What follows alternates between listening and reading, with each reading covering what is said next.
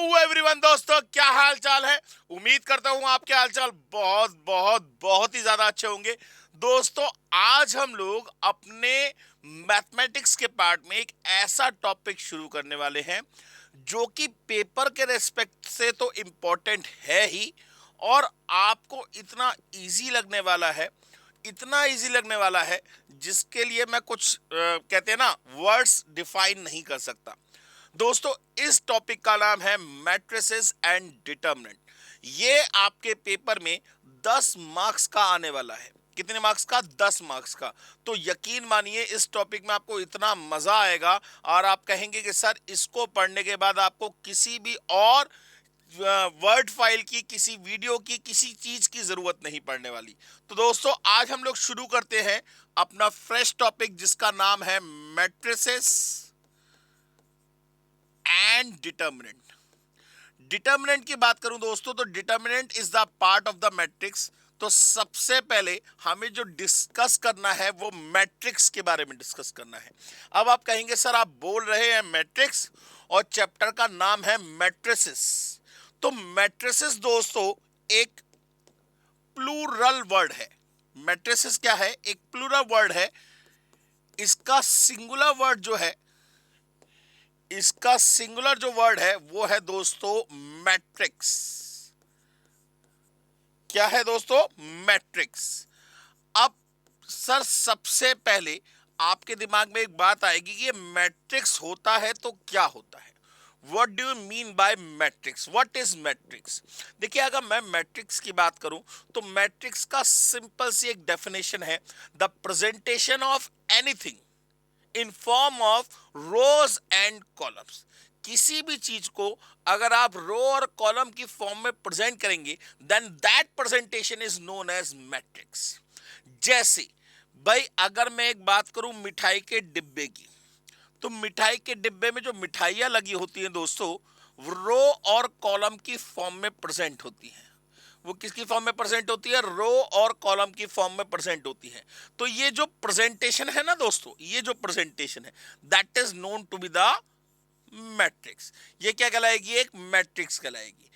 किसी भी चीज को अगर आप रो और कॉलम की फॉर्म में प्रेजेंट करेंगे, रो का मतलब हॉरिजॉन्टल लाइन से है,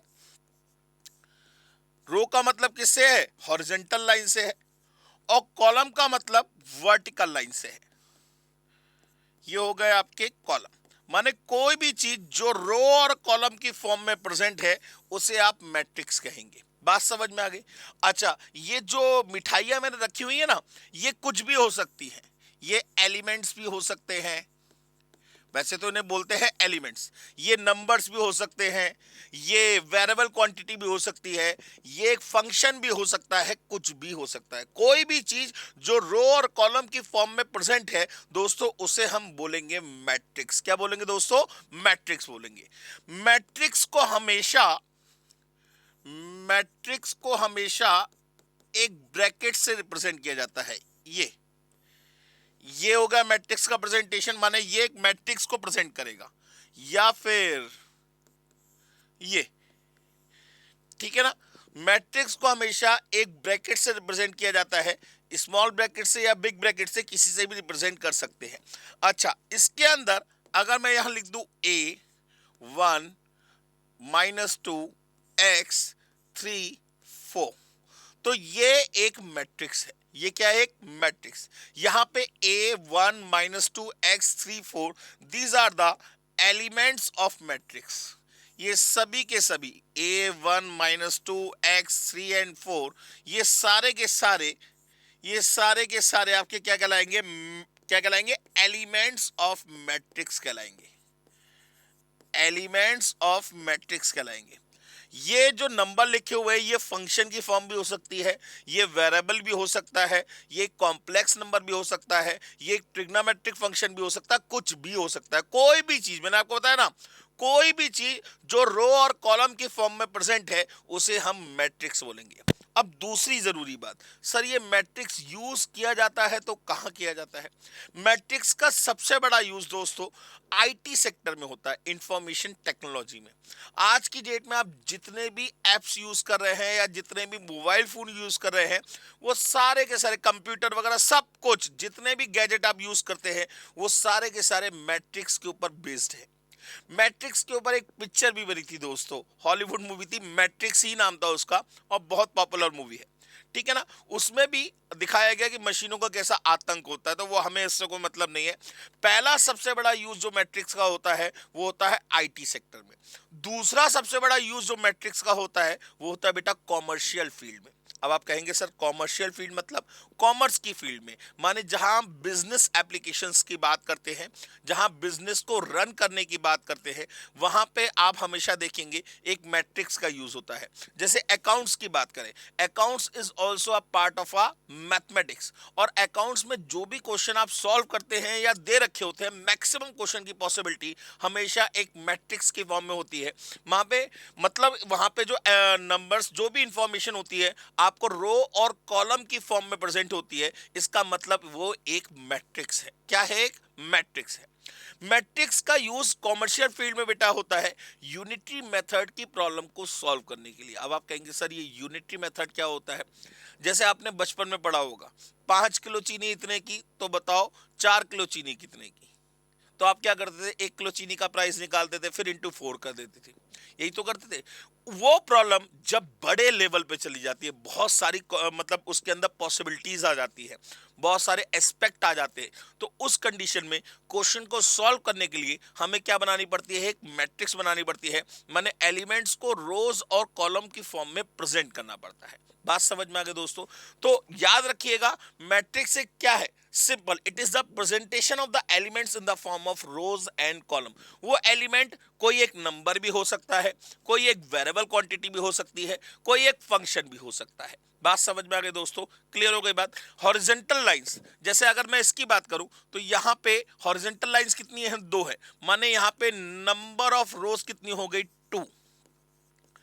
नंबर ऑफ रोज कितनी हो गई? 2 हो गई। और ये जो वर्टिकल लाइंस है, ये जो वर्टिकल लाइंस है, ये कहलाती है कॉलम्स। ये क्या कहलाती है? कॉलम्स। तो मतलब मैं अगर यहां पे पूछूं नंबर ऑफ कॉलम्स कितने हो गए, नंबर ऑफ कॉलम्स कितने हो गए? सर हो गए 3, ठीक है ना। अब किसी भी मैट्रिक्स का जो ऑर्डर होता है, किसी भी मैट्रिक्स का जो बेटा ऑर्डर होता है, order of any matrix, order of any matrix, it is always equals to number of rows by number of columns, number of rows by number of columns। माने जो ये गिवन मैट्रिक्स है, मान लीजिए इस मैट्रिक्स की मैं बात कर रहा हूं, तो इस मैट्रिक्स का ऑर्डर होगा 2 into 3 का, 2/3 का ऑर्डर होगा। आप सर कहेंगे 2/3 माने 2 into 3 6 हो गया। मैं कहूंगा बेटा मल्टीप्लाई नहीं करना है, ये एक ऑर्डर है।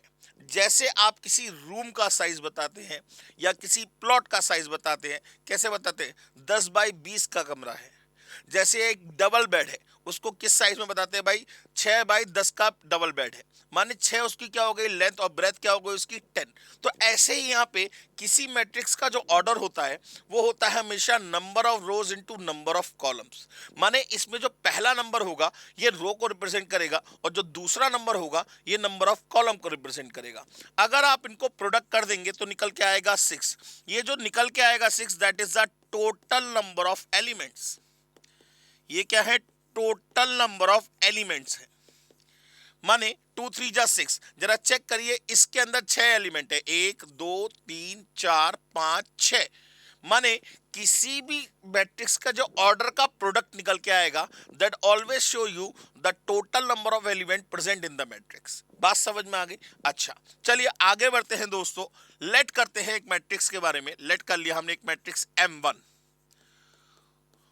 और मैंने मैट्रिक्स में दिखा है -5 3 2 1 4 -1 6 1। क्या मैं इसको ऐसे छोड़ सकता हूं? नहीं, ऐसे नहीं छोड़ सकता। कभी भी मैट्रिक्स अधूरी नहीं होगी, होगी तो पूरी होगी। माने रो और कॉलम पूरे फुलफिल होने चाहिए। यहां पे कभी ऐसा नहीं होगा कि यहां का एलिमेंट गायब हो, ऐसा कभी नहीं होगा। फुल फर्निश रो होगी, फुल फर्निश कॉलम होगा। अधूरी रो अधूरी कॉलम कभी भी नहीं होंगे, ये ध्यान रखिएगा। भाई मैंने यहां लिख दिया मान लीजिए 0, ठीक है ना। अब ये एक मैट्रिक्स हो गई, ये क्या हो गई, एक मैट्रिक्स हो गई। अगर मैं आपसे पूछूं इस मैट्रिक्स में कितनी रोज हैं, तो आप देख के बता देंगे भाई 1 रो, 2 रो और 3 रो, माने R1 R2 और R3, first row, second row और थर्ड रो। अच्छा, ऐसे ही ये कॉलम 1, कॉलम 2 और कॉलम 3, कॉलम 1, कॉलम 2 और कॉलम 3। मतलब अगर मैं आपसे पूछूं कि इस मैट्रिक्स का ऑर्डर क्या होगा, ऑर्डर ऑफ M1, तो कितनी रो है सर, 3 रो है। कितने कॉलम है सर, 3 कॉलम है। तो माने इस मैट्रिक्स को हम कहते हैं कि 3x3 की मैट्रिक्स है। कितने की मैट्रिक्स है, 3x3 की मैट्रिक्स है। इसका मतलब इसके अंदर 3 रो और 3 कॉलम है, और 3 3 जा कितना हो गया, 9, माने टोटल नंबर ऑफ एलिमेंट्स कितने होंगे इसके अंदर, 9 एलिमेंट्स होंगे। बात समझ में आ गई दोस्तों। चलिए आगे बढ़ते हैं दोस्तों। अगर हम बात करें, लेट कर ले, जैसे मान लीजिए मैंने एक क्वेश्चन कहा आपसे, find the total number of matrices in which there are 20 elements। उसमें कितने एलिमेंट्स है, 20 एलिमेंट्स है। तो बताइए कितनी मैट्रिसेस पॉसिबल हो सकती है। माने आपको गिवन है total number of elements, given है आपको क्या, टोटल नंबर ऑफ एलिमेंट्स कितना गिवन है, 20। अब ये जो 20 है that is the total number of elements दोस्तों। तो ये 100% श्योर बात है कि ये number of rose into number of column का क्या होना चाहिए, प्रोडक्ट होना चाहिए। नंबर ऑफ रो माने ये होना चाहिए number of row into number of column का प्रोडक्ट। अब आपको ऐसे फैक्टर्स करने हैं जिनका प्रोडक्ट करके 20 आए। भाई कौन कौन से हो सकते हैं, पहला possible order of given matrix. Given matrix के कितने पॉसिबल ऑर्डर हो सकते हैं, जरा ध्यान से देखिएगा। फर्स्ट ऑर्डर, पहला क्या हो सकता है, 1 इंटू 20। Second order 20 into 1। आप कहेंगे सर ये क्या मतलब हुआ, मतलब ये एक रो 20 कॉलम और 20 रो एक कॉलम, इनका प्रोडक्ट कितना आएगा, 20 आएगा, माने ये इसका ऑर्डर बन सकता है। अच्छा और बताइए और क्या हो सकते हैं सर, 2 इंटू 10 और 10 इंटू 2। मैंने कहा बिल्कुल ठीक बात भाई, 2 रो 10 कॉलम और 10 रो 2 कॉलम। बात समझ में आ गई। अच्छा और बताइए सर, ऑर्डर नंबर 5, 4 इंटू 5 और ऑर्डर नंबर 6, 5 इंटू 4। ठीक है ना, ये भी पॉसिबल हो सकता है, 4 रो 5 कॉलम और 5 रो 4 कॉलम। अच्छा और कोई ऑर्डर पॉसिबल हो सकता है सर, और कोई ऑर्डर पॉसिबल नहीं हो सकता। मतलब अगर किसी मैट्रिक्स में 20 एलिमेंट्स है तो उसे आप 6 तरीकों से प्रेजेंट कर सकते हो। मतलब एक रो 20 कॉलम की फॉर्म में प्रेजेंट करो तो भी एक मैट्रिक्स बनेगी, 20 रो एक कॉलम की फॉर्म में प्रेजेंट करो तो भी एक ही मैट्रिक्स बनेगी, 2 रो 10 कॉलम की फॉर्म में प्रेजेंट करो तो भी एक मैट्रिक्स बनेगी, 10 रो 2 कॉलम की फॉर्म में प्रेजेंट करो तो भी एक मैट्रिक्स बनेगी, 4 रो 5 कॉलम की फॉर्म में प्रेजेंट करो तो भी मैट्रिक्स बनेगी, और 5 रो 4 कॉलम की फॉर्म में प्रेजेंट करो तब भी एक मैट्रिक्स बनेगी, जिसके अंदर 20 एलिमेंट्स होंगे। बात समझ में आ गई। तो आपको कभी भी अगर नंबर ऑफ किसी मैट्रिक्स के total number of elements given है और आपसे पूछेगा कितने पॉसिबल ऑर्डर पॉसिबल हैं, तो उस कंडीशन में जो भी आपको total number of elements they रखे हैं उनके आप क्या कर लेंगे, फैक्टर कर लेंगे। जितने नंबर ऑफ फैक्टर पॉसिबल होंगे उतने ही नंबर ऑफ मैट्रिसेस भी पॉसिबल होंगी। क्लियर हो गई बात दोस्तों। चलिए आगे बढ़ते हैं दोस्तों। मान लेते हैं एक मैट्रिक्स में M1 आपको देता हूं और मैंने लिखा -1 0 2 0 2 0 -1 -1 2। ये मैंने एक मैट्रिक्स आपके सामने प्रेजेंट करी। अब मुझे ये बताइए, मैंने आपसे कहा बेटा जीरो देखिए, सर कौन से वाले जीरो की बात कर रहे हैं, सर वो देखिए जीरो, जो जीरो जैसा दिख रहा है। सर सभी जीरो जीरो की तरह ही दिख रहा है। बेटा जी मैं जीरो की बात कर रहा हूं, वो जो जीरो जो रो में और कॉलम में है। सर हर एक जीरो एक रो एक कॉलम में है, तो ऐसे बताना तो पॉसिबल नहीं है। माने यहां पर हम कभी भी किसी एलिमेंट को उसके नाम के नाम से नहीं पुकारते। जैसे जैसे आप पिक्चर हॉल में मूवी देखने जाते हैं, क्या होता है, सिटिंग अरेंजमेंट होता है। जरा ध्यान दीजिए, ऐसे करके सीट्स पड़ी होती हैं, ये सीट्स पड़ी हैं। अब कोई आपसे कहता है जाके सीट पे बैठ जाओ, तो आप तो किसी भी सीट पे बैठ सकते हैं, हाँ या ना, बिल्कुल बैठ सकते हैं। लेकिन अगर मैं इन रोज को नाम दे दूं एल, के, एम और एन, और मैंने कहा ये फर्स्ट, ये सेकंड, थर्ड, फोर्थ, फिफ्थ, मैंने कहा के फोर में जाके बैठ जाओ। के फोर का मतलब केथ रो में फोर्थ एलिमेंट, इसकी बात कर रहा हूं।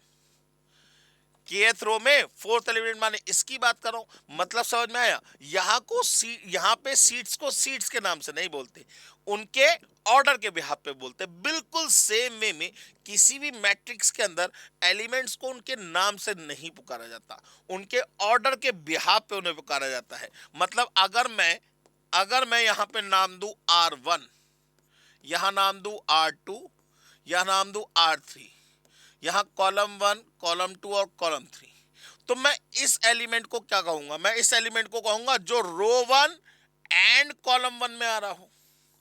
जो रो 1 और कॉलम 1 में आ रहा हो वो क्या होगा? -1। जो रो 1 और कॉलम 2 में आ रहा हो, रो 1 और कॉलम 2 में, मतलब इसकी बात कर रहा हूं जीरो की, जीरो। मैं कहूं जो रो 1 और कॉलम 3 में आ रहा हो, रो 1 और कॉलम 3, माने इसकी बात कर रहा हूं 2 की।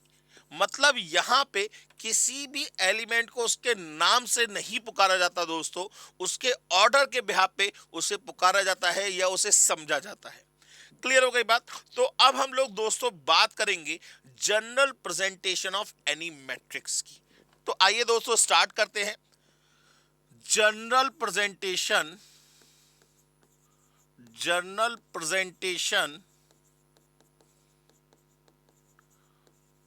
ऑफ एनी मैट्रिक्स, किसी भी मैट्रिक्स की जो जनरल प्रेजेंटेशन होगी वो क्या होगी? कोई भी मैट्रिक्स जनरल वे में दिखाई देगी तो कैसी दिखाई देगी, हम इसकी बात कर रहे हैं। तो हमने क्या करा, एक सबसे पहले एक बहुत बड़ी सी मैट्रिक्स फॉर्म कर ली, ये कुछ इस तरीके से, ये एक मैट्रिक्स फॉर्म कर ली। और इस मैट्रिक्स में हमने कहा कई सारी रोज है, माने नाम दे दिया हमने R1, R2, R3, R4 up to so on to, कहां तक जाएगी अभी हम नहीं बात कर रहे। ऐसे ही हमने column 1, column 2, column 3, column 4, column 5 और up to so on to, ये कहां तक जाएगा अभी हम इसकी भी बात नहीं कर रहे। हम अगर इस वाले एलिमेंट की बात करें, ये जो पहली रो और पहले कॉलम में आएगा, तो इस एलिमेंट को दोस्तों हम नाम दे सकते हैं A11। अब आप कहेंगे सर ये A11 का मतलब क्या है? यहां पे जो ये 1 है ना, पहला नंबर, A11 में जो पहला नंबर है 1, ये रिप्रेजेंट करेगा रो को, और ये जो दूसरा 1 है ये रिप्रेजेंट करेगा कॉलम को। ठीक है ना? मतलब हम कहना चाह रहे हैं वो एलिमेंट जो फर्स्ट रो और फर्स्ट कॉलम में आ रहा है उसको नाम दिया हमने A11, माने पहली रो और पहले कॉलम का एलिमेंट। ए एक अल्फाबेट है, नथिंग एल्स, माने ये प्रेजेंट कर रहा है कि ये इस ऑर्डर पे बैठेगा। अच्छा, अगर मैं इस एलिमेंट की बात करूं, यहां जो एलिमेंट आएगा वो क्या होगा? वो होगा फर्स्ट रो और सेकंड कॉलम का एलिमेंट। वो क्या होगा? फर्स्ट रो और सेकंड कॉलम का एलिमेंट A12। हमेशा याद रखिएगा, इसमें जो पहला नंबर होगा ये रिप्रेजेंट करेगा रो को, और ये दूसरा नंबर जो होगा वो रिप्रेजेंट करेगा कॉलम को। जो पहला नंबर होगा वो रिप्रेजेंट करेगा रो को, और जो दूसरा नंबर होगा वो रिप्रेजेंट करेगा कॉलम को। ऐसे ही अगले एलिमेंट की बात करूं तो फर्स्ट रो थर्ड कॉलम का एलिमेंट, माने इसे बोलेंगे A13। ऐसे ही अगले एलिमेंट को बोलेंगे फर्स्ट रो फोर्थ कॉलम का एलिमेंट, माने इसे बोलेंगे A14। ऐसे ही अगले एलिमेंट को फर्स्ट रो फिफ्थ कॉलम का एलिमेंट, तो इसे बोलेंगे A15। ऐसे ही अगर मान लीजिए ये 7th कॉलम तक जाता तो ये लास्ट वाला एलिमेंट क्या होता, फर्स्ट रो 7th कॉलम का एलिमेंट, माने A17। अगर मान लीजिए इसमें 50 कॉलम होते तो इसे कहते हैं फर्स्ट रो और 50th कॉलम का एलिमेंट, माने A150। नहीं आया, नहीं आया समझ में, 1 अलग है 50 अलग है। तो अगर मैं ऐसे ही मान लेता हूं यहां पे nth को n कॉलम्स है तो ये कहलाएगा फर्स्ट रो और nth कॉलम का एलिमेंट। ये क्या कहलाएगा, फर्स्ट रो और nth कॉलम का एलिमेंट कहलाएगा। बात समझ में आ गई बेटा या नहीं आई, क्लियर हो गई बात। चलिए अब अगली रो की बात करते हैं। तो ये हो गया सेकेंड रो फर्स्ट कॉलम का एलिमेंट, तो इसे बोलेंगे 821। सेकेंड रो सेकेंड कॉलम का element 822। Second row third column का element 823। Second row fourth column का element 824। Second row fifth column का एलिमेंट 825 और up to so on to कहां तक जाएगा, 8 टू n तक। ऐसे ही थर्ड रो पे आ जाइए। थर्ड रो फर्स्ट कॉलम का element 831। Third row second column का element 832। Third row third column का element 833। Third row fourth column का element 834। Third row fifth column का एलिमेंट 835 और ऐसे ही थर्ड रो nth कॉलम का एलिमेंट 83n। ऐसे ही अगली रो की बात करें, फोर्थ रो फर्स्ट कॉलम का element, fourth row second column का एलिमेंट, फोर्थ रो थर्ड कॉलम का element, fourth row fourth column का element, fourth row fifth column का एलिमेंट और up to so on to fourth row nth column का element. ऐसे ही मान लेते हैं ये m रोज तक जा रहा है तो ये mth रो फर्स्ट कॉलम का element, mth row second column का element, mth row third column का element, mth row fourth column का element, mth row fifth column का एलिमेंट और up to so on to mth row nth column का element. अगर मैं आपसे पूछूं कि इस मैट्रिक्स के अंदर कितनी रोज है, कितनी नंबर ऑफ रोज है, सर m रोज है, माने लिख दिया m। और कितने नंबर ऑफ कॉलम है, सर n कॉलम है, इनटू n। माने इस मैट्रिक्स का जो ऑर्डर हो गया वो दोस्तों हो गया m इंटू n का या m बाय n का। ये किसी भी मैट्रिक्स की एक जनरल प्रेजेंटेशन है दोस्तों। क्लियर हो गई बात। तो आपको इसको याद करने की जरूरत नहीं है, ये समझने की जरूरत थी, मैंने आपको समझा दिया। अब इसके ऊपर बेस्ड एक क्वेश्चन लेके चलते हैं। मान लीजिए एक क्वेश्चन गिवन है आपको, कह रहा है find a matrix of order 2/3 whose elements are, जिसके एलिमेंट्स क्या है, are A11 -3, A21 -4, A13 -1, A22 -5, A23 -6 और A12 -4। ये एक मैट्रिक्स दे रखी है 2/3 की और इसके एलिमेंट्स आपको इधर उधर करके दे रखे हैं। आपसे कह रहा है उस मैट्रिक्स को फाइंड करना है।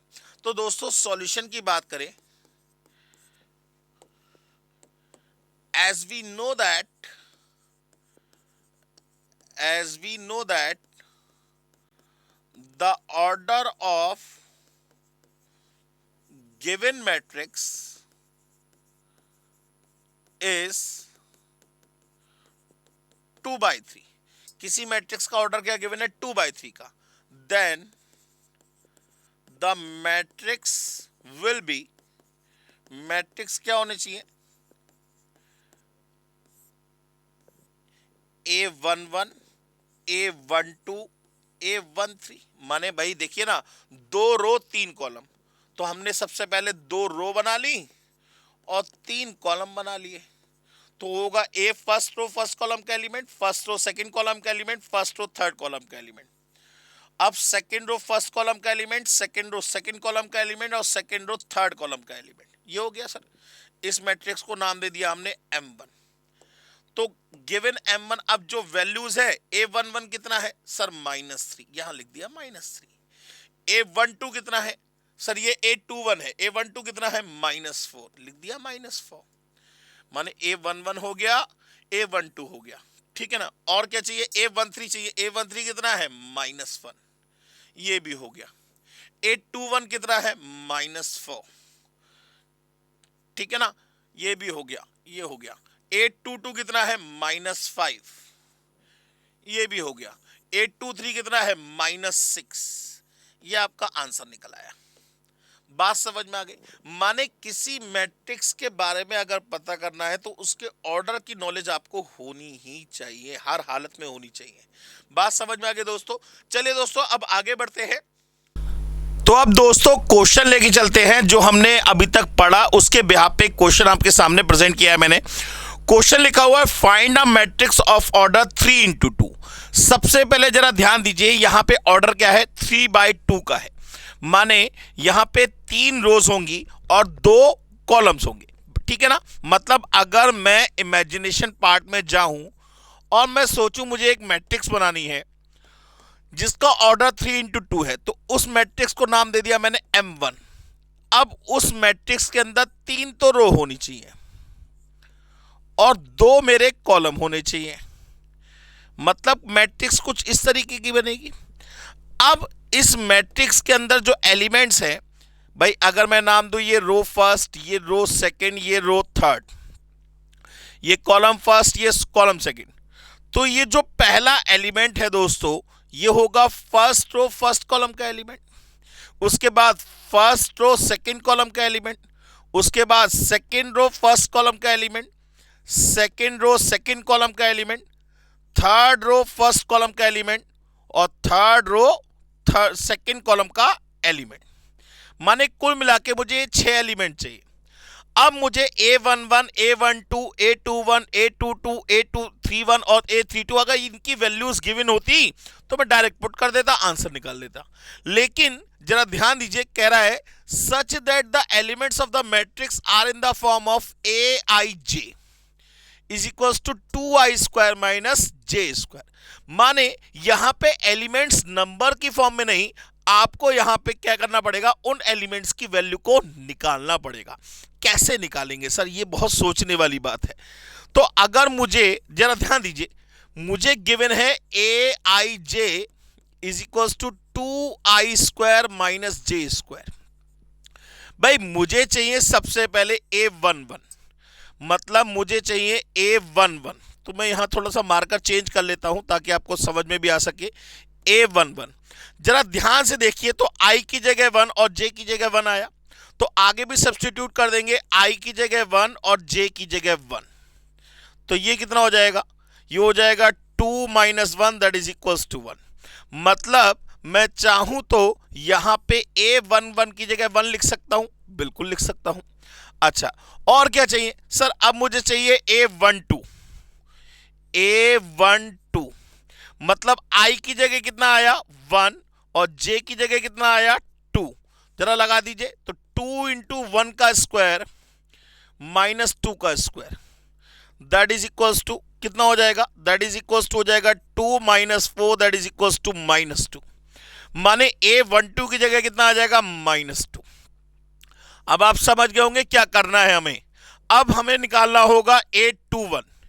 A21 क्या होगा, i की जगह 2 और j की जगह 1 आगे सब्स्टिट्यूट कर दीजिए, 2 इंटू 2 का स्क्वायर माइनस 1 का स्क्वायर, मतलब ये हो जाएगा 8 - 1 दैट इज इक्वल्स टू 7। माने A21 की वैल्यू कितनी होगी 7। अच्छा अब क्या चाहिए, हमें चाहिए A22। तो A22 का मतलब क्या हुआ, i की जगह 2 और j की जगह भी 2, 2 इंटू 2 का स्क्वायर माइनस 2 का स्क्वायर, ये हो जाएगा 8 - 4 दैट इज इक्वल्स टू 4। ये 4 आ गया। अच्छा अब हमें क्या चाहिए A31, मतलब i की जगह 1 i की जगह आ गया 3 और j की जगह आ गया 1, तो 2 इंटू 3 का स्क्वायर माइनस 1 का स्क्वायर, ये हो जाएगा 18 - 1 दैट इज इक्वल्स टू 17। यहां लिख दिया 17। इसके बाद क्या चाहिए, ये भी निकल आया। इसके बाद चाहिए A32, माने i की जगह आ गया 3 और j की जगह आ गया 2, तो 2 इंटू 3 का स्क्वायर माइनस 2 का square, 18 minus 4 that is equal to 14, तो यहां आ गया 14, माने ये आपकी क्या आ गई, रिक्वायर्ड मैट्रिक्स आ गई। बात समझ में आ गई। अब आप कह सकते हैं ये एक मैट्रिक्स है जिसका ऑर्डर है 3 इंटू टू, जिसका ऑर्डर क्या है 3 इंटू टू, माने इसमें 3 रो और 2 कॉलम है, और इसके जितने भी एलिमेंट्स हैं ए आई जे की फॉर्म में 2i² माइनस जे स्क्वायर के बराबर है। अगर आप आई की जगह रेस्पेक्टिव रो रखेंगे और रेस्पेक्टिव कॉलम रखेंगे, जे की जगह रेस्पेक्टिव कॉलम रखेंगे, तो आपको रेस्पेक्टिव एलिमेंट मिल जाएगा। बात समझ में आ गई दोस्तों। आइए दूसरा क्वेश्चन देखते हैं। क्वेश्चन कह रहा है find the matrix of order 3/3। आपको एक मैट्रिक्स पता करनी है किस ऑर्डर की, 3/3 की, माने उसमें 3 रो और 3 कॉलम होने चाहिए, उसमें 3 रो और 3 कॉलम होने चाहिए। तो सबसे पहले हम एक डिजाइन करेंगे, लेट कर लेंगे, let a matrix of order 3/3।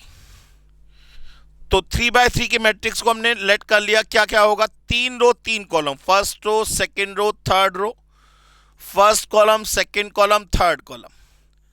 अब इसके एलिमेंट्स लिख लिए A11 A12 A13, A21 A22 A23, A31 A32 A33।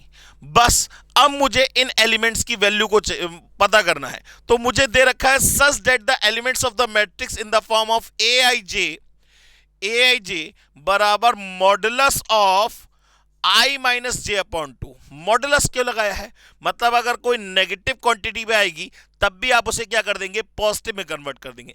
तो सबसे पहला काम मुझे इन सभी एलिमेंट्स को पता करना पड़ेगा। तो जरा ध्यान दीजिएगा दोस्तों, मैं यहां पता कर लेता हूं। मैंने ये ब्रैकेट टाइप का बना लिया और इसके अंदर मैं क्या करता हूं, सारे एलिमेंट्स की वैल्यू को कैलकुलेट कर लेता हूं। जरा ध्यान दीजिएगा, सबसे पहले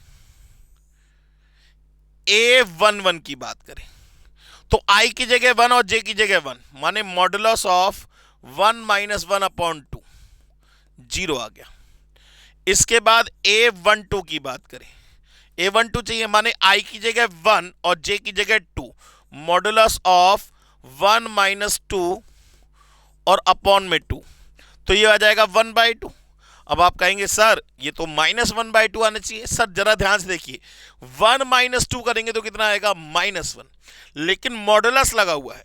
मॉडुलस का मतलब अगर कोई नेगेटिव क्वांटिटी भी है तब भी उसे आप किस में कन्वर्ट कर दीजिए, पॉजिटिव में कन्वर्ट कर दीजिए। तो 1 माइनस 2 का मतलब -1, -1 को +1 कर दिया, अपॉन 2 का अपॉन 2, माने A12 की वैल्यू कितनी आ गई, 1/2। अब बिल्कुल सेम वे में मैं अगर आपसे पूछूं A13 बताइए क्या होगा, तो मॉडुलस ऑफ 1 माइनस 3 अपॉन 2, माने 2 upon 2 that is equal to 1। ठीक है ना। अच्छा अब हमें निकालना है A21। अब मैं डायरेक्ट वैल्यू लगाऊंगा तो 2 minus 1, 1 upon 2, A22 2 minus 2 0, A23 2 minus 3 1 upon 2।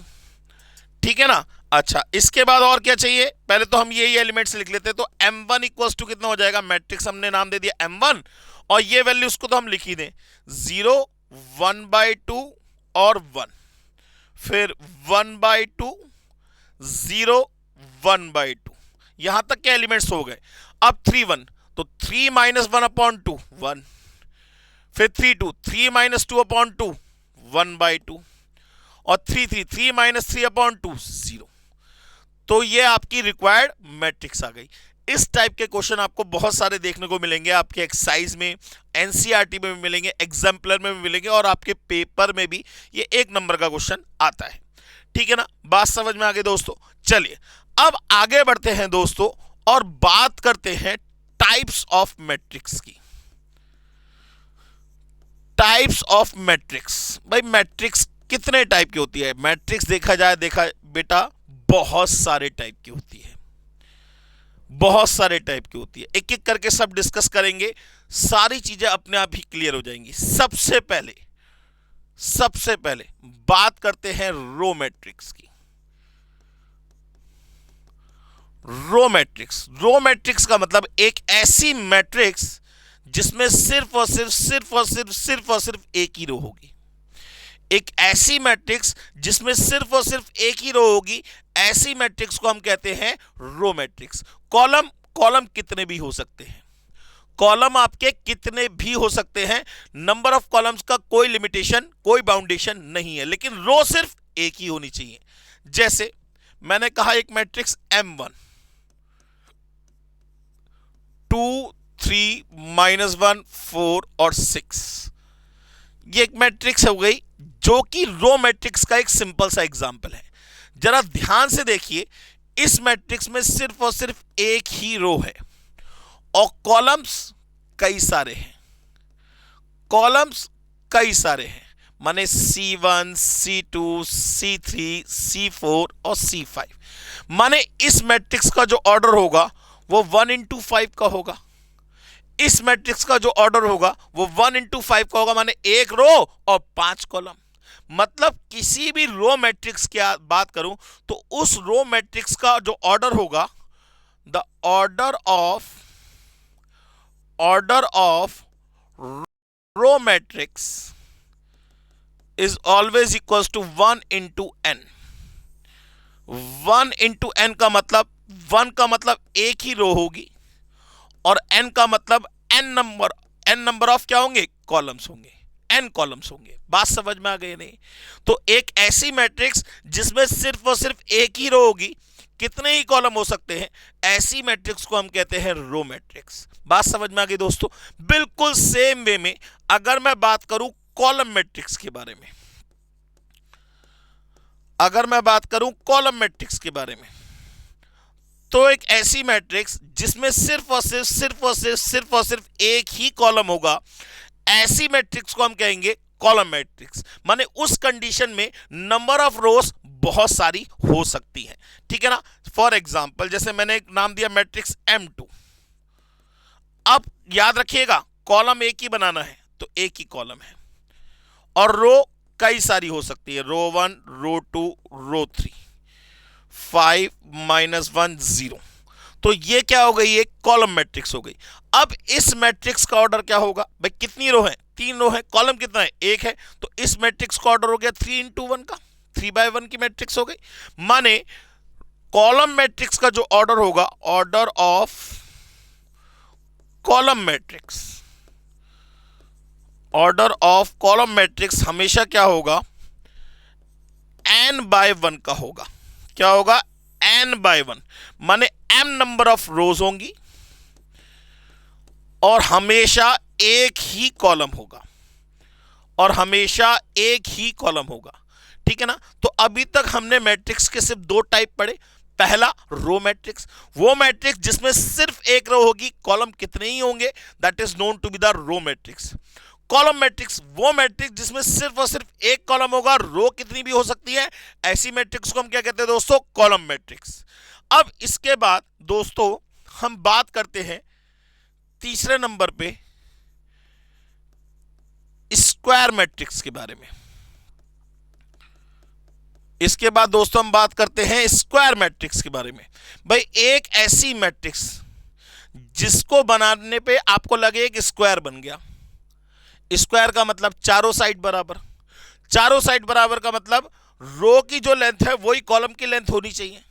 माने वो मैट्रिक्स जिसमें number of rows and number of columns बराबर होंगे, वो मैट्रिक्स जिसमें number of rows and number of columns बराबर होंगे, ऐसी मैट्रिक्स को दोस्तों हम कहते हैं स्क्वायर मैट्रिक्स। जैसे 1/1 की मैट्रिक्स क्या होगी, एक स्क्वायर मैट्रिक्स होगी। 2/2 की मैट्रिक्स क्या होगी, एक स्क्वायर मैट्रिक्स होगी। 2/2 का मतलब 2 रोज 2 कॉलम। 3/3 की मैट्रिक्स क्या होगी, एक स्क्वायर मैट्रिक्स होगी, 3 रोज 3 कॉलम। 4/4 की मैट्रिक्स क्या होगी, एक स्क्वायर मैट्रिक्स होगी, 4 रो 4 कॉलम। माने जहां पे number of rows and number of columns बराबर हो जाएंगे, ऐसी मैट्रिक्स को, ऐसी प्रेजेंटेशन को हम एक स्क्वायर मैट्रिक्स बोलते हैं, ठीक है ना। तो यहां लिख लेते हैं स्क्वायर मैट्रिक्स के अंदर number of rows is always equals to number of column से। Number of rows and number of columns बराबर होनी चाहिए। मैं एलिमेंट्स की बात नहीं कर रहा, मैं number of rows and number of columns की बात कर रहा हूं। फॉर एग्जाम्पल मैंने कहा एक मैट्रिक्स M1 है, या कुछ और नाम दे देते हैं M3, नाम दिया है M3। M3 is a matrix 2 -1 3 4। क्या ये एक स्क्वायर मैट्रिक्स है? भाई इस मैट्रिक्स का ऑर्डर क्या होगा? 2 रो 2 कॉलम, 2x2 की मैट्रिक्स हो गई, ठीक है ना। 2 रो 2 कॉलम हो गए, तो इस मैट्रिक्स में number of rows and number of columns क्या है? इक्वल है। मतलब ये क्या कहलाएगी? एक स्क्वायर मैट्रिक्स कहलाएगी। Here M3 is a square matrix. M3 क्या है? एक स्क्वायर मैट्रिक्स है। बात समझ में आ गई दोस्तों? बिल्कुल सेम वे में मान लीजिए मैंने एक M4 मैट्रिक्स मानी, -1 2 3 4 1 2 -1 0 5। हाँ जी सर, क्या ये एक स्क्वायर मैट्रिक्स होगी? भाई कितनी रोज है यहाँ पे? 3 रोज है। कितने कॉलम्स है यहाँ पे? 3 कॉलम्स है। मतलब यहां नंबर ऑफ रोज बराबर नंबर ऑफ कॉलम हो गया। मतलब ये भी क्या कहलाएगी? एक स्क्वायर मैट्रिक्स ही कहलाएगी। और इस मैट्रिक्स का ऑर्डर क्या होगा? भाई 3x3 का ऑर्डर होगा। Here M4 is a square matrix.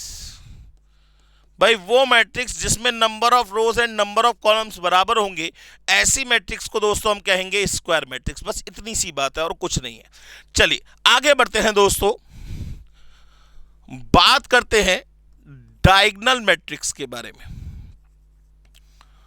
बात करते हैं डायगोनल मैट्रिक्स के बारे में।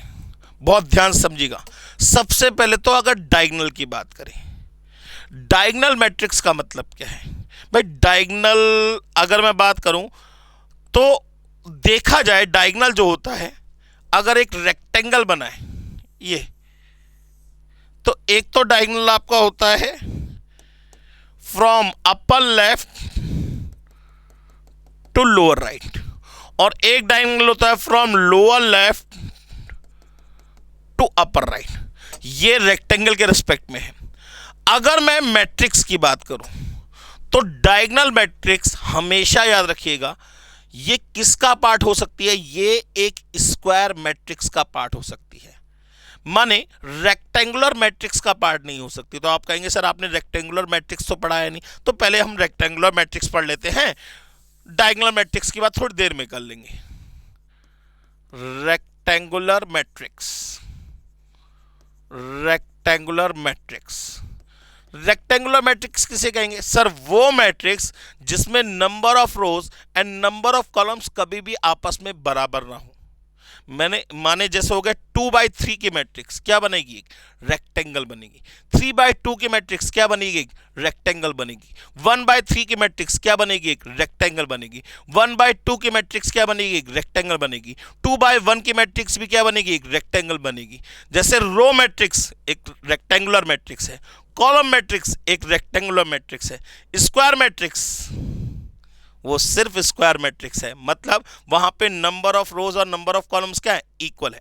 माने जब number of rows and number of columns आपस में बराबर ना हो तो ऐसी मैट्रिक्स को हम कहते हैं रेक्टेंगुलर मैट्रिक्स। यहां लिख लीजिए, इन rectangular matrix number of rose is not equals to number of columns, number of rows is not equals to number of column। ऐसी मैट्रिक्स को हम क्या कहेंगे? एक रेक्टेंगुलर मैट्रिक्स कहेंगे। जैसे मैंने मैट्रिक्स नाम दिया M5, 4 -2 1 6 1 3, तो ये क्या हो गई? एक रेक्टेंगुलर मैट्रिक्स हो गई। क्यों? क्योंकि इसके अंदर 2 रो है और 3 कॉलम है। माने इस मैट्रिक्स का ऑर्डर है 2/3 का, तो ये क्या कहलाएगी? एक रेक्टेंगुलर मैट्रिक्स कहलाएगी। तो अभी तक हमने क्या क्या पढ़ा? पहला रो मैट्रिक्स, वो मैट्रिक्स जिसमें सिर्फ और सिर्फ एक ही रो होगी, ऐसी मैट्रिक्स को हम कहेंगे रो मैट्रिक्स। कॉलम मैट्रिक्स, वो मैट्रिक्स जिसमें सिर्फ और सिर्फ एक ही कॉलम होगा, ऐसी मैट्रिक्स को हम कहेंगे कॉलम मैट्रिक्स। उसके बाद हमने पढ़ा, क्या पढ़ा? स्क्वायर मैट्रिक्स के बारे में। वो मैट्रिक्स जिसमें number of rows and number of columns बराबर होंगे, ऐसी मैट्रिक्स को हम कहेंगे दोस्तों स्क्वायर मैट्रिक्स। इसके बाद हमने पढ़ा रेक्टेंगुलर मैट्रिक्स या रेक्टेंगल मैट्रिक्स, वो मैट्रिक्स जिसमें number of rows and number of columns आपस में बराबर नहीं होंगे, ऐसी मैट्रिक्स को हम कहेंगे रेक्टेंगुलर मैट्रिक्स या रेक्टेंगल मैट्रिक्स। अब हम बात करते हैं दोस्तों डायगोनल मैट्रिक्स के बारे में। डायगोनल मैट्रिक्स, अब जरा ध्यान दीजिएगा मैं क्या लिख रहा हूं a square matrix, whose diagonal elements. अब आप कहेंगे सर डायगोनल एलिमेंट, अभी बताऊंगा, बिल्कुल बताऊंगा, टेंशन फ्री होकर बैठिए। हुज डायगोनल एलिमेंट्स से A11, A22, A33, A44 up to so on to. माने डायगोनल एलिमेंट मैंने आपको कौन से बताया, जिसमें 1 1 2 2 3 3 4 4 5 5 6 6 7 7 8 8 इस टाइप से। अब जरा आप किसी भी स्क्वायर मैट्रिक्स की बात करें, माने जिसमें number of rows and number of columns बराबर है, तो A11 तो यहां आएगा, ठीक है ना। इसके बाद A22 यहां आएगा, A33 यहां आएगा, A44 यहां आएगा। माने ये कहलाएगा किसी मैट्रिक्स का डायगोनल, ये कहलाएगा किसी मैट्रिक्स का diagonal. A11, A22, A33, A44 that is known to the diagonal elements. ये क्या कहलाते हैं, डायगोनल। डायगोनल हमेशा ऐसे ही लेंगे, इधर से नहीं लेंगे। ये क्या कहलाएगा, डायगोनल एलिमेंट कहलाएंगे। कौन कौन से, A11, A22, A33, A44, A55, A66, A77 इस टाइप से चलता चला जाएगा। हमेशा याद रखिएगा from upper left to lower right, या ऐसे भी याद कर सकते हैं कि ये दोनों वैल्यूज क्या होनी चाहिए, हमेशा सेम होनी चाहिए। तो वो एलिमेंट्स क्या कहलाते हैं, डायगोनल एलिमेंट्स कहलाते हैं। तो लिखा हुआ अ स्क्वायर मैट्रिक्स, माने number of rows and number of columns बराबर होने ही चाहिए। A square matrix whose diagonal elements are given and non-diagonal elements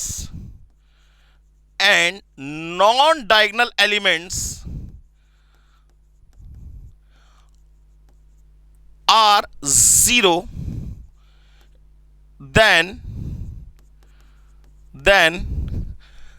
that matrix is known as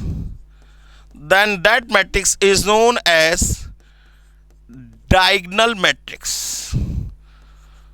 वो मैट्रिक्स क्या कहलाएगी, एक डायगोनल मैट्रिक्स कहलाएगी। बहुत ध्यान से समझिएगा, बहुत ध्यान से।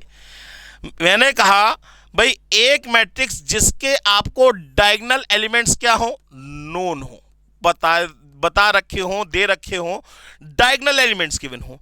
एंड नॉन डायगोनल एलिमेंट्स क्या होने चाहिए, नॉन डायगोनल एलिमेंट्स क्या होने चाहिए, जीरो, इक्वल्स टू जीरो होने चाहिए। तो ऐसी मैट्रिक्स को हम बोलते हैं बेटा डायगोनल मैट्रिक्स, माने जिसमें सिर्फ और सिर्फ डायगोनल एलिमेंट्स पता है, बाकी एलिमेंट्स आप अपने पास से एज्यूम मान के चलेंगे कि जीरो दे रखे हैं। अब जैसे फॉर एग्जांपल, मैंने एग्जांपल नंबर 1 में कहा एक डायगोनल मैट्रिक्स कहा, मैंने कहा draw a diagonal matrix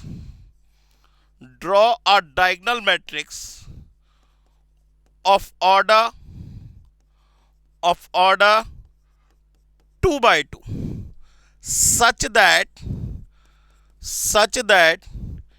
A11 equals to -5 and A22 is equals to 3। ये मैंने आपको क्वेश्चन दिया, मैंने कहा draw a diagonal matrix of order 2 by 2, माने स्क्वायर मैट्रिक्स हो गई, 2 रो 2 कॉलम हो गए, और उसके ये 2 एलिमेंट्स गिवन है, और आपसे कहा बताइए वो डायगोनल मैट्रिक्स क्या है, ड्रॉ करके दिखाइए। हमने कहा अच्छा, हमने सबसे पहले डायगोनल मैट्रिक्स के लिए नाम दे दिया M1, मैट्रिक्स को मैं M1 नाम देता हूं हमेशा, M1 M2 इस टाइप से। 2 by 2 है, माने A11 गिवन है, A12, A22, 21 और A22। भाई सीधी सीधी बात है, 2 रो 2 कॉलम है, 2 रो 2 कॉलम है, 2 रो और 2 कॉलम हो गए। तो पहला एलिमेंट हो गया A11, दूसरा एलिमेंट हो गया A12, तीसरा एलिमेंट हो गया A21 और ये हो गया A22। भाई फर्स्ट रो फर्स्ट कॉलम का element, first row second column का element, second row first column का एलिमेंट और सेकंड रो थर्ड कॉलम का एलिमेंट। अब अगर मैं आपसे पूछूं तो ये दोनों एलिमेंट्स क्या हो गए? ये दोनों एलिमेंट्स डायगोनल एलिमेंट्स हो गए। ये हमें गिवन भी है। कितना कितना गिवन है? 3 और 5, -5 और 3, सॉरी, ये हो गया -5 और ये हो गया 3। अब बाकी ये दो एलिमेंट्स का क्या होगा? मैंने आपको बताया था नॉन डायगोनल एलिमेंट्स क्या होते हैं? Always zero.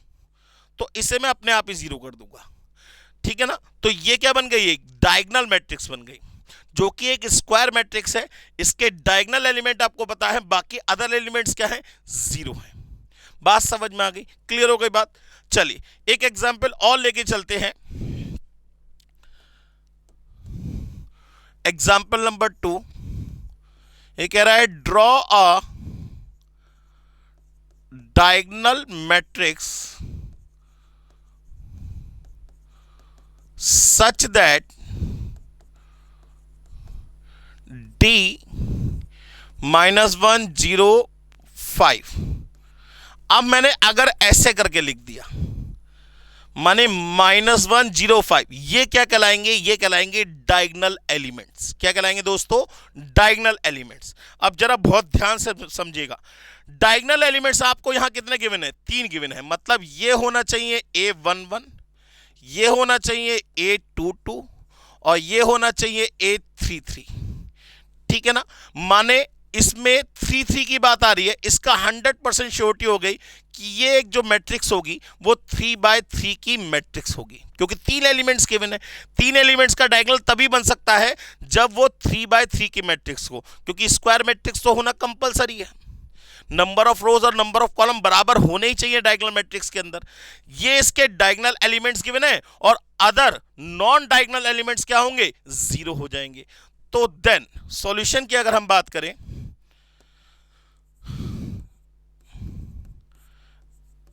as we know that the diagonal matrix is always a square matrix, as we know that the diagonal matrix is always a square matrix in which diagonal elements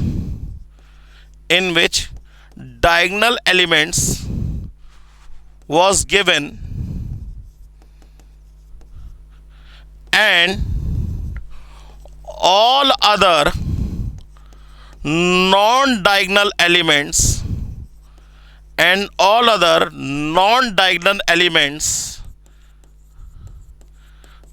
are zero, ठीक है ना। तो हमने matrix को नाम दे दिया M1।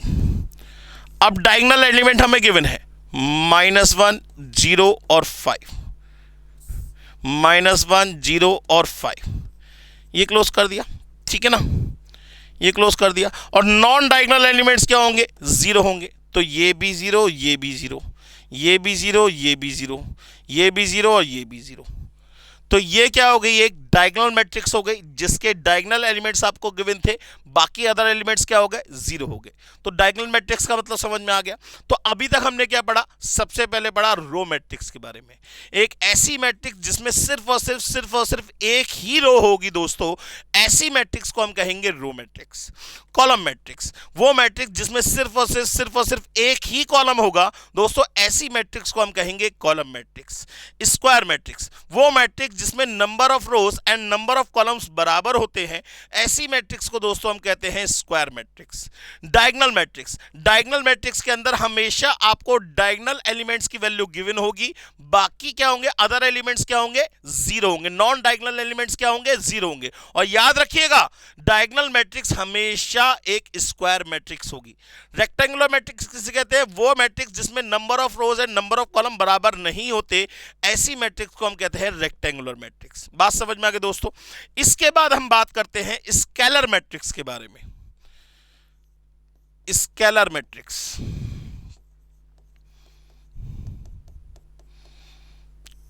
Scalar matrix क्या कहता है? Sir scalar matrix is actually a diagonal matrix. अब आप कहेंगे सर क्या कह रहे हैं? अब जरा बात को ध्यान से समझिएगा, मैंने क्या बोला? Scalar matrix is actually a diagonal matrix, एक ऐसी डायगोनल मैट्रिक्स जिसके जो डायगोनल एलिमेंट्स हैं ऑल आर सेम, जिसके डायगोनल एलिमेंट्स क्या होंगे? सेम होंगे, एक जैसे होंगे। ऐसी डायगोनल मैट्रिक्स को हम बोलते हैं स्केलर मैट्रिक्स। क्या बोला मैंने? एक ऐसी डायगोनल मैट्रिक्स, डायगोनल मैट्रिक्स का मतलब आप समझ गए होंगे, उसके डायगोनल एलिमेंट्स गिवन है और नॉन डायगोनल एलिमेंट्स क्या होंगे? जीरो होंगे। और जितने भी डायगोनल एलिमेंट्स गिवन है वो सब के सब सेम होने चाहिए। अगर वो सेम है तो वो एक स्केलर मैट्रिक्स है, और अगर वो सेम नहीं है तो वो सिर्फ एक डायगोनल मैट्रिक्स है, या ये कहेंगे नॉन स्केलर मैट्रिक्स है। बात समझ में आ गई? तो यहां लिख लेते हैं a diagonal matrix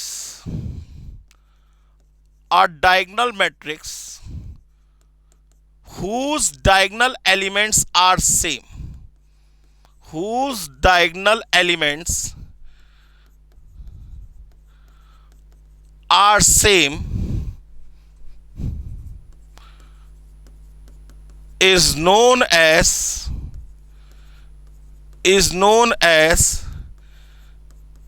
scalar matrix. क्या कहलाएगी? एक स्केलर मैट्रिक्स कहलाएगी। फॉर एग्जाम्पल मैंने कहा draw a scalar matrix whose diagonal element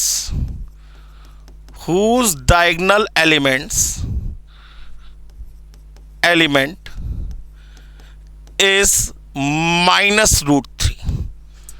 मैंने कहा एक आपको स्केलर मैट्रिक्स ड्रॉ करनी है जिसके डायगोनल एलिमेंट आपको दे रखा है -√3। अब जरा बहुत ध्यान से समझिए, इसने ऑर्डर भी नहीं बताया, ऑर्डर तो बताना पड़ेगा इसे। तो यहां लिख लेते हैं draw a scalar matrix of order 2x2 whose diagonal element is -√3, जिसका डायगोनल एलिमेंट क्या दे रखा है? -√3। अब देखिए स्क्वायर मैट्रिक्स है, 2 रो 2 कॉलम। तो अगर मैं इसके सॉल्यूशन की बात करूं, स्केलर मैट्रिक्स का नाम दे दिया S1, 2x2 है माने 2 रो और 2 कॉलम होंगे, ये क्लोज कर दिया। अब इसके डायगोनल एलिमेंट किसके बराबर है?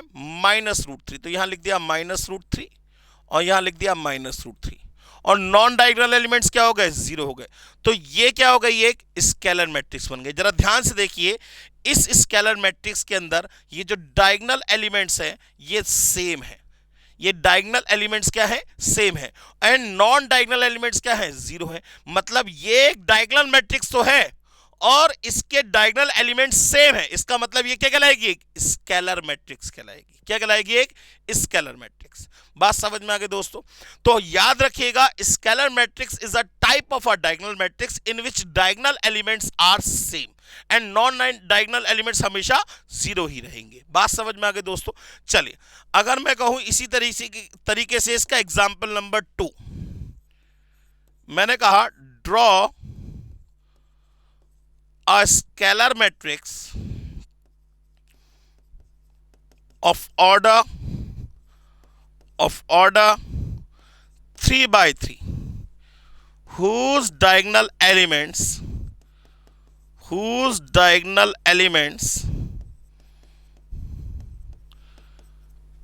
is 2√5, जिसके डायगोनल एलिमेंट्स क्या है? 2√5 आपको गिवन है। तो अब अगर इसके सॉल्यूशन की बात करूं दोस्तों, नाम दे दिया मैट्रिक्स को S2, ठीक है ना, और 3x3 की है, माने 3 रो 3 कॉलम, माने 3 डायगोनल एलिमेंट आएंगे, और डायगोनल एलिमेंट किसके बराबर है? 2√5। तो ये 2√5 0 0 0 2√5 0 0 0 2√5 और कर दिया इसे क्लोज। बात समझ में आ गई? तो ये क्या बन गई? एक स्केलर मैट्रिक्स बन गई जिसके डायगोनल एलिमेंट हो गए 2√5 और नॉन डायगोनल एलिमेंट क्या हो गए? 0, और सभी डायगोनल एलिमेंट क्या है? सेम है। तो ये क्या कहलाएगी? एक स्केलर मैट्रिक्स कहलाएगी। हर तरीके से देख लीजिए, समझ में आना चाहिए। ठीक है ना। चलिए आगे बढ़ते हैं दोस्तों, और अब हम बात करते हैं आइडेंटिटी मैट्रिक्स के बारे में। आइडेंटिटी मैट्रिक्स, जिसे हम यूनिट मैट्रिक्स भी बोल सकते हैं। आइडेंटिटी मैट्रिक्स या यूनिट मैट्रिक्स, बात एक ही है भाई। एक स्केलर मैट्रिक्स, अब जरा बहुत ध्यान से मेरे शब्दों को समझिएगा। एक स्केलर मैट्रिक्स मैं यहां लिख देता हूं सबसे पहले ताकि आप समझ सके। A scalar matrix. अब अगर वो स्केलर मैट्रिक्स है तो आपको क्या क्या चीजें पता लग गई। स्केलर अगर होगा तो पहली बात वो एक डायगोनल मैट्रिक्स होनी चाहिए, और डायगोनल होने के लिए स्क्वायर मैट्रिक्स होनी चाहिए। मतलब इसमें हमें क्या क्या बातें पता लगी हम वो यहां लिख लेते हैं। पहली बात पता लगी कि एक स्क्वायर मैट्रिक्स होनी चाहिए। स्क्वायर मैट्रिक्स का मतलब number of rows equals to number of columns होने चाहिए। Number of rows equals to number of columns होने चाहिए। दूसरी बात, इसके डायगोनल एलिमेंट्स क्या होने चाहिए, सेम होने चाहिए। Diagonal elements will be same, ठीक है ना। तीसरी बात, नॉन डायगोनल एलिमेंट्स क्या होने चाहिए, नॉन डायगोनल एलिमेंट्स क्या होने चाहिए, शुड बी जीरो होने चाहिए। ये तीन बातें पता लग गई सिर्फ और सिर्फ एक स्केलर मैट्रिक्स का वर्ड बोलने से। अ स्केलर मैट्रिक्स माने स्क्वायर मैट्रिक्स होनी चाहिए, डायगोनल एलिमेंट सेम होने चाहिए, और नॉन डायगोनल एलिमेंट जीरो होने चाहिए। तो अ square matrix whose diagonal elements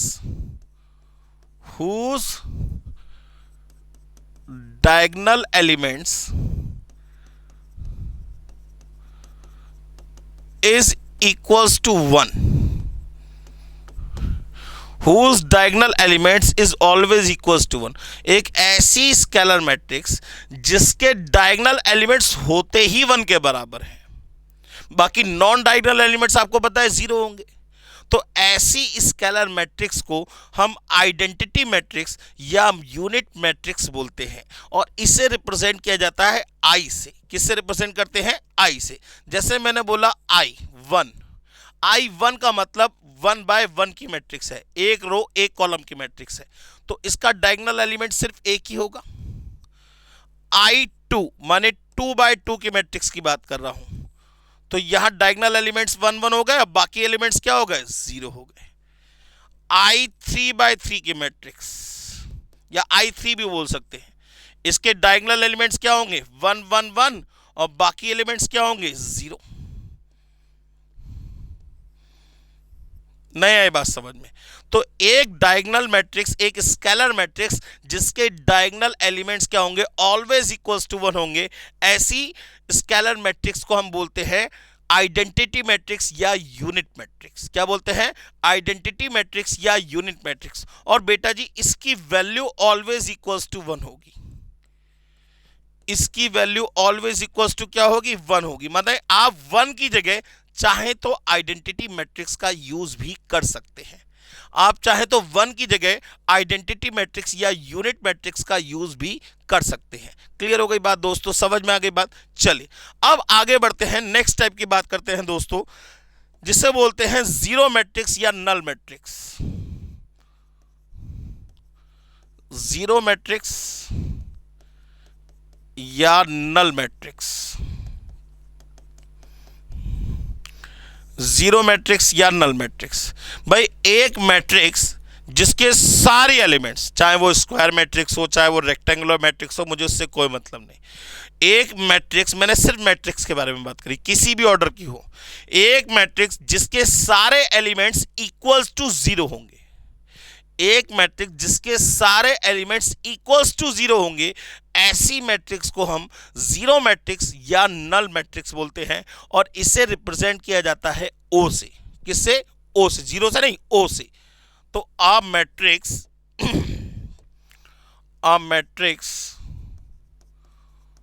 whose all elements whose all elements are equals to 0, whose all elements are equals to 0 is known as null matrix or zero matrix and represented by O. ये 0 0 0 ये भी एक null matrix है. O 0 0 0 0 ये भी एक null matrix है. O 0 0 0 0 0 0 ये भी एक नल मैट्रिक्स है. माना किसी भी ऑर्डर की, उससे हमें कोई मतलब नहीं भाई. ये 1/3 की मैट्रिक्स हो गई, एक रो 3 कॉलम. ये 2/2 की मैट्रिक्स हो गई, 2 रो 2 कॉलम. ये 2/3 की मैट्रिक्स हो गई, 2 रो 3 कॉलम. लेकिन इसके सारे एलिमेंट्स क्या है? 0 है. इसलिए इसे बोलेंगे नल मैट्रिक्स या जीरो मैट्रिक्स. और किससे रिप्रेजेंट करेंगे? ओ से. किससे रिप्रेजेंट करेंगे? ओ से. अच्छा, इसकी वैल्यू ऑलवेज इक्वल्स टू 0 आएगी. जैसे आइडेंटिटी मैट्रिक्स की वैल्यू इक्वल्स टू 1 आती है, वैसे ही नल मैट्रिक्स या जीरो मैट्रिक्स की वैल्यू हमेशा क्या आएगी? इक्वल्स टू 0 आएगी. ये हम लोग आगे जब पढ़ेंगे तो मैं आपको बताऊंगा वैल्यू कैसे निकाली जाती है मैट्रिक्स के अंदर. बात समझ में आ गई दोस्तों? तो अभी तक हमने सिर्फ और सिर्फ मैट्रिक्स के टाइप की बात करी. अब दोस्तों हम बात करते हैं इक्वल ऑफ टू मैट्रिक्स के बारे में, या equality of matrices. Equality of matrices. Equality of matrices का मतलब क्या है भाई? जहां कहीं भी आपको 2 या 2 से ज्यादा मैट्रिक्स इक्वल्स टू में दे रखे, एक दूसरे के बराबर दे रखी है, तो वो क्या कहलाएगा? वो कहलाएगा इक्वालिटी ऑफ मैट्रिसेस. अब मैं आपसे एक जनरल सा क्वेश्चन पूछता हूं, मुझे उसका जवाब भी दीजिएगा. अगर मैं किन्हीं दो चीजों को आमने सामने इक्वल रख रहा हूं, तो उनका ऑर्डर सेम होना चाहिए या नहीं होना चाहिए? मतलब सर, जैसे मैंने कहा ए बी सी डी, ये एक मैट्रिक्स है. मैंने इक्वल्स टू रख दिया 1 और 2. क्या आप इसे बराबर कर पाओगे?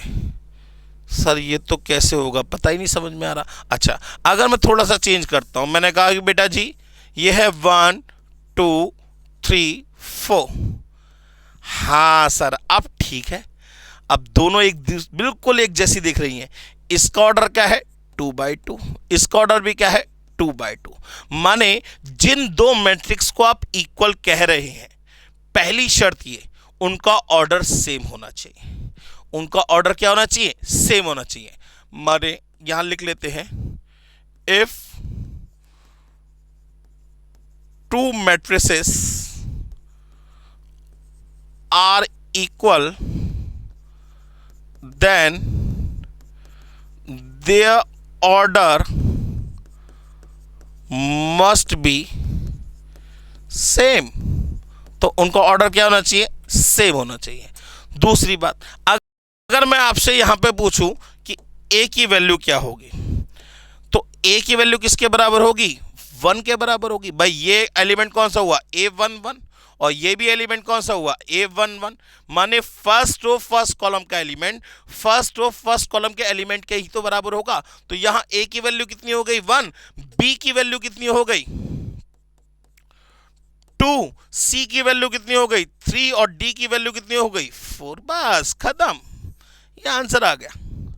बात समझ में आ गई? That is known to be the equality of matrices. ये क्या कहलाएगा? इक्वालिटी ऑफ मैट्रिसेस कहलाएगा. बात समझ में आ गई दोस्तों? क्लियर हो गई बात? अब हम लोग इसके बाद शुरू करेंगे इसके इक्वालिटी के क्वेश्चन, अभी और भी कराऊंगा. अब इसके बाद हम लोग बात करेंगे बेटा जी मैट्रिसेस के अंदर जनरल कैलकुलेशंस की. मतलब दो मैट्रिक्स को कैसे ऐड किया जाता है, दो मैट्रिक्स को कैसे सब्ट्रैक्ट किया जाता है, किसी मैट्रिक्स के अंदर अगर किसी नंबर की मल्टीप्लाई करेंगे तो क्या होगा, किसी कांस्टेंट की मल्टीप्लाई, किसी वेरिएबल की मल्टीप्लाई करेंगे तो क्या होगा, किन्हीं दो मैट्रिक्स को आपस में कैसे मल्टीप्लाई किया जाता है, किन्हीं दो मैट्रिक्स को आपस में डिवाइड कैसे किया जाता है. डिवाइड भी पॉसिबल है, आप अभी बात करेंगे इसके बारे में, बिल्कुल टेंशन फ्री होके बैठेगा. तो कभी भी हम बात करेंगे तो यहां मैट्रिसेस की कैलकुलेशन की बात करेंगे. आइए समझते हैं थोड़ा सा.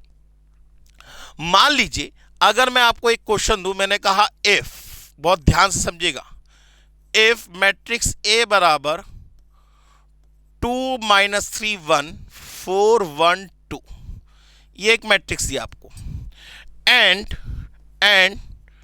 मैट्रिक्स बी बराबर दिया आपको 5-2-3 और 1। ठीक है ना। मैंने कहा देन फाइंड, बहुत ध्यान समझिएगा, देन फाइंड, मैंने पहला पॉइंट आपसे सिर्फ कहा 2a बताइए। क्या बताइए? 2 इंटू ए बताइए। इसका मतलब क्या हुआ? इसका मतलब हुआ कि मैट्रिक्स ए की मल्टीप्लाई 2 से कर देंगे। 2-3 1 4 1 एंड 2, और अंदर 2 की मल्टीप्लाई सभी एलिमेंट से कर दीजिए। कितना आ जाएगा? 4-6 2 8 2 और 4। ये हो गया 2a। बात समझ में आ गई दोस्तों? क्लियर हो गई बात? अच्छा, इसी तरीके से मैंने आपसे सेकंड पॉइंट पूछा 3b बताइए, तो आप क्या करेंगे? इस मैट्रिक्स b की मल्टीप्लाई किससे कर देंगे? 3 से कर देंगे। 5-2-3 एंड 1 मल्टीप्लाई कर दीजिए, अंदर क्या हो जाएगा? ये हो जाएगा 15 6 -9 एंड 3। क्लोज हो गया। 2a निकालना आ गया, 2b निकालना आ गया। माने अगर किसी मैट्रिक्स में किसी एक कांस्टेंट k से मल्टीप्लाई करनी है, तो उस कांस्टेंट k की मल्टीप्लाई उस मैट्रिक्स के हर एक एलिमेंट से करनी पड़ेगी। जैसे अगर मैं इस 2 की जगह k को मान लेता हूं, तो इस k की मल्टीप्लाई इसके सारे एलिमेंट से होगी। माने यहां क्या आएगा? 2k -3k 1k 4k 1k और 2k। बात समझ में आ गई? मतलब अगर मैं कहूंगा k इंटू मैट्रिक्स a, तो that is equals to k multiply by all the elements of the matrix a। उस k की मल्टीप्लाई उस मैट्रिक्स के सभी एलिमेंट से आपको करनी ही पड़ेगी। बात समझ में आ गई दोस्तों? अच्छा ठीक है सर। अब अगर मैं आगे बात करूं दोस्तों पॉइंट नंबर 3 की, जरा ध्यान दीजिएगा। मैंने आपसे कहा 2a + 3b निकालिए। अब आप क्या करेंगे? पहले मैट्रिक्स 2a निकालेंगे। क्या हो जाएगा? 4 -6 2 8 2 4। क्लोज कर देंगे इसे। बिल्कुल क्लोज कर दिया सर। प्लस 3b, 3b ये रही आपकी, कितना आ गया? 15 6 -9 एंड 3। क्या इन दोनों का एडिशन पॉसिबल है? बिल्कुल नहीं है। आप कहेंगे क्यों सर, क्यों पॉसिबल नहीं है? बहुत ध्यान समझना, हम हमेशा करस्पॉन्डिंग एलिमेंट को करस्पॉन्डिंग के बराबर रखते हैं, तो करस्पॉन्डिंग एलिमेंट करस्पॉन्डिंग से ही ऐड होगा। माने अगर मैं इस एलिमेंट की बात करूं तो ये a11 है, और ये भी एलिमेंट क्या है? a11 है, तो a11 के साथ ऐड होगा, a12 के साथ ऐड होगा। लेकिन इसका क्या करें? आप कहोगे सर ये ऐसे ही लिख दो। ऐसे कैसे लिख दे? अगर आप इसका थर्ड एलिमेंट 0 मान रहे हो तो बात अलग है। मान कैसे सकते हो? आपकी घर की खेती तो ना कुछ भी मान लोगे आप?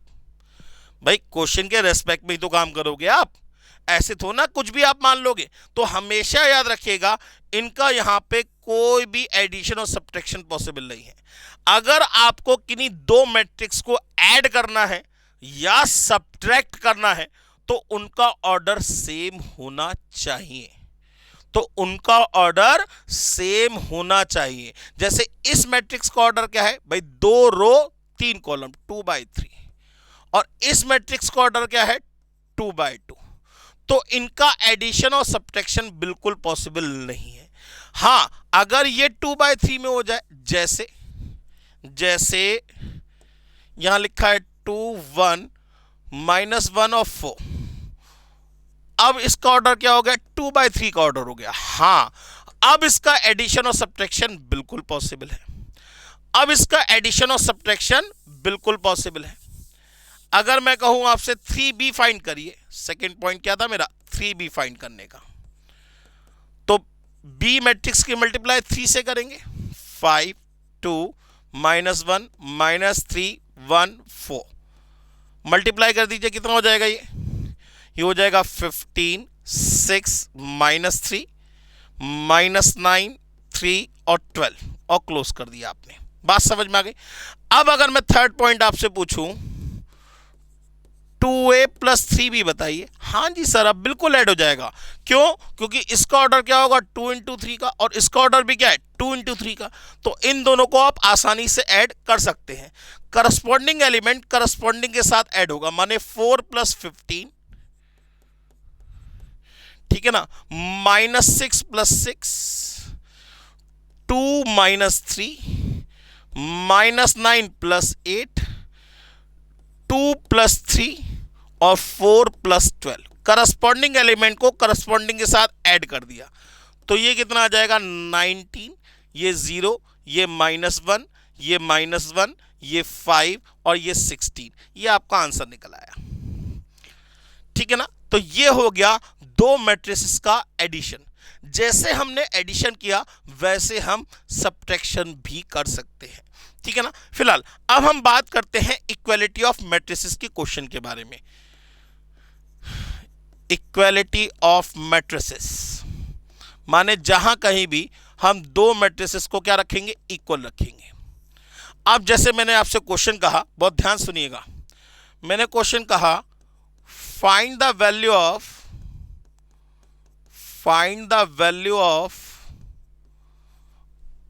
ए B C D such that 2 times of a 3 b -4 plus 3 times of 4 c -1 d is equals to 5 times of 1 3 -1 4 minus 3 times of 2 0 -1 5। मैंने कहा आपसे find the value of A B C D. आपको ये क्या दे रखा है, इक्वालिटी ऑफ मैट्रिसेस का क्वेश्चन दे रखा है। अब दोस्तों बहुत ध्यान से समझिएगा इस क्वेश्चन को करना कैसे है। अगर मैं सॉल्यूशन की बात करूं तो सबसे पहले मैंने अभी समझा था कि अगर किसी नंबर की मल्टीप्लाई हम किसी मैट्रिक्स से करते हैं तो उस मैट्रिक्स के अंदर जितने भी एलिमेंट्स हैं उन सभी से उस नंबर की आपको मल्टीप्लाई करनी ही पड़ेगी।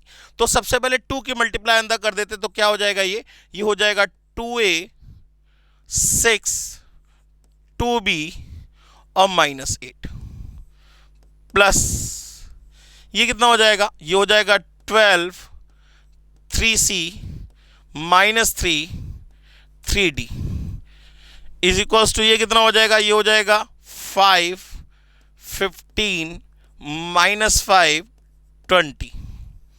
अगला कितना हो जाएगा, माइनस लगा रहने दिया, 3 से मल्टीप्लाई कर दी, 6 0 -3 और 15। 3 से मल्टीप्लाई करिए, -3 से मल्टीप्लाई नहीं करिए, जरा ध्यान देते रहिएगा, इक्वल्स टू में। अब करस्पॉन्डिंग एलिमेंट करस्पॉन्डिंग के साथ ऐड होगा, माने a11 के साथ ऐड होगा, तो ये हो जाएगा 2a प्लस 12, ये हो जाएगा 6 प्लस 3c, ये हो जाएगा 2b -3, ये हो जाएगा -8 प्लस 3d। क्लोज कर दिया, दैट इज इक्वल्स टू, अब फिर वही 5 -6 -1, 15 -0 15 -5 और +3 माइनस का 2 20 -15 5। क्लोज कर दिया। अब जरा देखिए, जब ये दो मैट्रिक्स इक्वल है, दोनों का ऑर्डर तो सेम है, ये भी 2x2 की मैट्रिक्स है, ये भी 2x2 की मैट्रिक्स है। अब हमने क्या करा, इन मैट्रिक्स को हमने कहा कि इक्वल करना है, तो करस्पॉन्डिंग एलिमेंट, जरा ध्यान समझिएगा, करस्पॉन्डिंग एलिमेंट जो होगा, ये वाला एलिमेंट, करस्पॉन्डिंग एलिमेंट करस्पॉन्डिंग के बराबर होगा, करस्पॉन्डिंग एलिमेंट करस्पॉन्डिंग के बराबर होगा, इसके बराबर होगा। बात समझ में आ गई या नहीं है?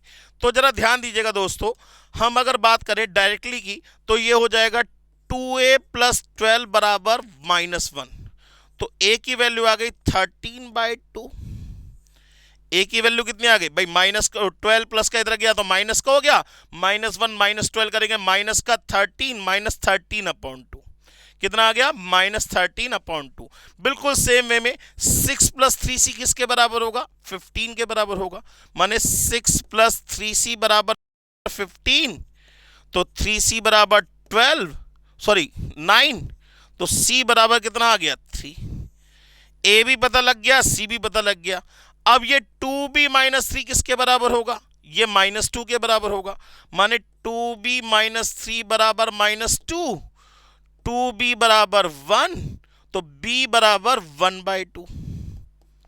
b भी पता लग गया, a पता लग गया, b पता लग गया, c पता लग गया। अब d की वैल्यू, ये वाली वैल्यू किसके बराबर होगी? इस वाली वैल्यू के बराबर होगी, तो ये हो जाएगा -8 + 3d बराबर 5, तो 3d बराबर 13, तो d बराबर 13/3। a b c d चारों वैल्यू निकल आई। That is known to be the equality of matrix. और इसका एक क्वेश्चन आपको पेपर में हमेशा मिलेगा, हमेशा, चाहे वो किसी भी रेस्पेक्ट में मिले, हमेशा मिलेगा। क्लियर हो गई बात? तो आज हमने अपनी क्लास के अंदर सिर्फ और सिर्फ बेसिक ऑफ मैट्रिसेस के बारे में पता किया। मैट्रिक्स क्या होती है, किसी मैट्रिक्स का ऑर्डर क्या होता है, मैट्रिक्स के टाइप कौन कौन से होते हैं, किसी मैट्रिक्स में अगर किसी नंबर की मल्टीप्लाई करेंगे तो क्या होगा, स्केलर मैट्रिक्स किसे कहते हैं, नल मैट्रिक्स किसे कहते हैं, डायगोनल मैट्रिक्स किसे कहते हैं, आइडेंटिटी मैट्रिक्स किसे कहते हैं, रो मैट्रिक्स किसे कहते हैं। ये सारी चीज़ें जो आपने पढ़ी, इसमें से मुझे लगता है आपको कोई भी चीज़ याद करने की ज़रूरत नहीं पड़ी होगी। ठीक है ना? अगर आपको ये क्लास अच्छी लगी हो तो इस क्लास को प्लीज़ लाइक करिए, शेयर करिए, कमेंट करिए, और अगर आपको और फर्दर वीडियोस अच्छी चाहिए तो आप हमारे चैनल को सब्सक्राइब करिए। तब तक बने रहिए। आज के लिए thank you very much, take care and bye bye. Hello बच्चों, कैसे हैं आप? मैं CA संतोष कुमार।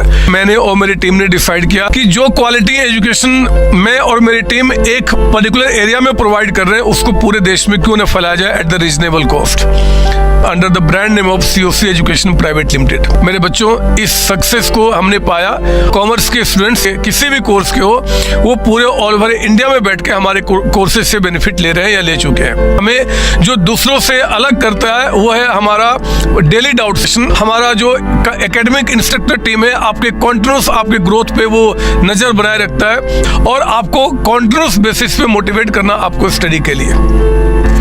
मेरे बच्चों, कुछ रिव्यूज पूरे ऑल ओवर इंडिया से आए हैं, मैं चाहता हूं कि वो आपसे शेयर करूं। This is Komal Mishra of class 11. I am Rishik, preparing for CA Foundation. Hello, my name is Anshika and I'm doing CA Intermediate. Ayaz from Bihar, the student of COC since class 11th and now in Foundation. I have purchased my CMA Intermediate from COC Education. Hi everybody, this is Rahul. I am currently pursuing the CMA Finance. मैंने YouTube पर पहली बार संतोष sir का class देखा। उनके पढ़ाने का तरीका मुझे बहुत ही पसंद आया। Very thankful to Santosh sir. He is really a very nice teacher. अगर मैं संतोष सर के टीचिंग स्टाइल के बारे में बात करूँ तो आपको महसूस ही नहीं होगा कि आप वीडियो क्लासेस में बैठे हो, आप लाइव क्लासेस में बैठे हो। Santosh sir has cleared all my doubts and he gives a very तगड़ा concept over accounting. Thanks to COC, my concepts are pretty clear, my doubts get clear right away and I'm even able to score a good mark. इसलिए मैं संतोष sir का दिल से thank you so much कहना चाहता हूँ। आइए आप भी हमारे साथ ज्वाइन करें और सक्सेस के पाथ पे आप भी हमारे साथ अपने सपनों को पूरा करें।